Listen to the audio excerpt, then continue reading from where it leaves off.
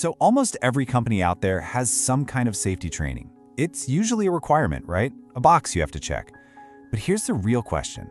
Are you just checking that box, or are you actually truly making your workplace safer? Today, we're going to dig into how you can move past just being compliant and start using data to see if your training is really making a difference. And look, the stakes here are incredibly high. The National Safety Council says the average direct cost, we're talking just the immediate costs, of a single injury is around $40,000. And that doesn't even touch on all the other stuff. You know, the indirect costs like lost productivity, legal headaches, or just the hit to team morale. So that begs the really big question, right?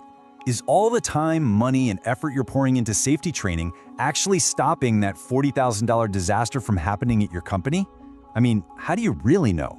Well, that's exactly what we're here to figure out. All right, here's how we're going to break it all down. First, we'll talk about why measuring this stuff matters so much. Then, we'll go through 3 levels of a checkup. First learning, then behavior, and finally, the real-world results.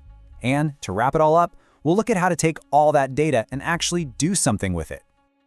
Okay, first up, let's talk about the big picture, why measurement matters, and the huge payoff you can get when you do training right. Wow, just look at this number. This shows you what's actually possible when a company really commits to safety. Over a decade, DuPont rolled out a super robust training program, and get this, they achieved a staggering 97% drop in workplace incidents. It's a massive testament to what's possible. And if that 97% wasn't impressive enough, check out the financial impact. That huge reduction in accidents translated to an estimated $1.5 billion in savings. Billion with a B. I mean, that really makes the business case for this whole thing crystal clear, doesn't it? You know, it really all boils down to that classic management saying, if you want to get better at something, you have to measure it. It's that simple. So if we want to seriously manage and improve workplace safety, we've got to know what to track. So, okay, how do we actually do that? That brings us to our first big checkup, learning and engagement. The question we're asking here is pretty fundamental. Are people even listening? Is any of this information actually sinking in? So these are kind of your ground level metrics, right? Things like, did people finish the course? What did they score on the quiz? Did they say they liked it? This stuff is essential because it confirms, yep, the training happened and they seem to get it. But, and this is a huge but, just because they passed the quiz doesn't guarantee they're actually working safer out on the floor. And that's what leads us to the next, and honestly, the most critical step, the deeper scan. We need to know if the knowledge from that training room is actually changing how people act out in the real world, on the job. Okay, to figure that out, you got to understand 2 really different types of indicators. Think of lagging indicators as looking in the rearview mirror. They measure stuff like injury rates. They tell you about the crash after it's already happened.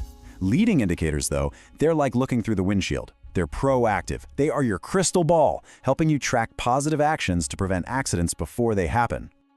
So, what are we talking about here? What do these leading indicators actually look like in the wild? Well, you'd see things like fewer slip-ups during safety audits, more people actually reporting hazards and near misses, or maybe more folks volunteering to be on the safety committee. These are all signs your culture is shifting in a really positive way.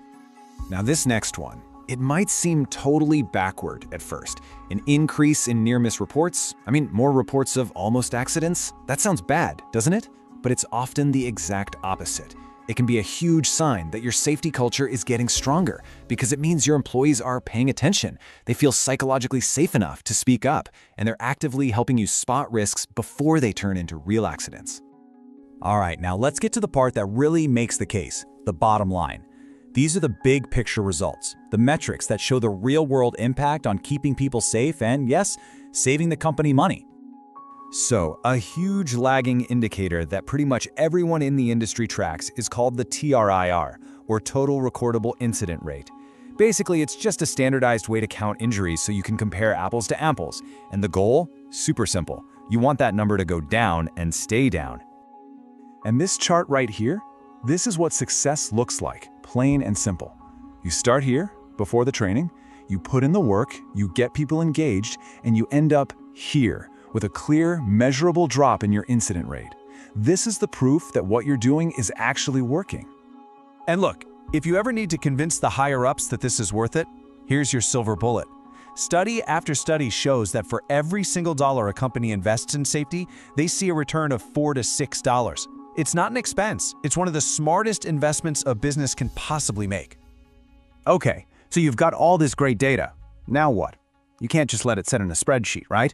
This brings us to our final and maybe most important section, turning all that data into action. See, this data isn't just a report card for last year's performance. It's actually your roadmap for the future. It's a continuous loop. You measure everything we talked about, you analyze it to find out what it's telling you, you use those insights to make your training even better, and then you do it all over again. You're constantly getting smarter and safer. And I really want to stress this next point because it is so important. This is not about pointing fingers. It's not about finding out who messed up. The whole point of measuring is to find those little gaps in the system, those opportunities to improve, so you can work together to prevent the next incident before it ever has a chance to happen. You see, from the simple quiz scores to the near-miss reports, all the way up to your official incident rates, all of that data together is telling a story. It's telling you how healthy your safety culture really is. The only question left is, are you listening?